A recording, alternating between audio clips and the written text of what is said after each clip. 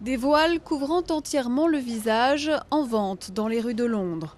En Grande-Bretagne, seul 1% des femmes musulmanes portent ce voile intégral.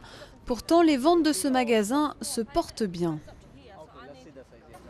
Les gens achètent de plus en plus, jour après jour, ça progresse. Ils achètent ses hauts, ses écharpes, ses hijabs, ses burqas, tout ça.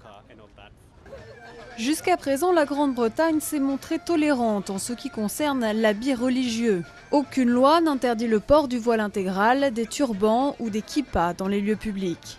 Mais cette attitude conciliante n'est pas du goût de tous.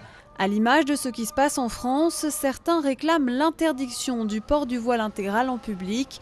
C'est le cas du Parti pour l'indépendance du Royaume-Uni, un groupe d'europhobes qui a terminé second aux dernières élections européennes devant le parti de Gordon Brown, le Labour. Une femme qui porte un voile a beaucoup moins de chances d'obtenir un emploi et d'être intégrée. Nous pensons que de nombreuses femmes sont en réalité forcées de porter le voile. Ce n'est même pas dans le Coran. Ça n'a aucun rapport avec la religion musulmane. Mais la majorité des Britanniques reste toutefois très attachée à la liberté d'expression.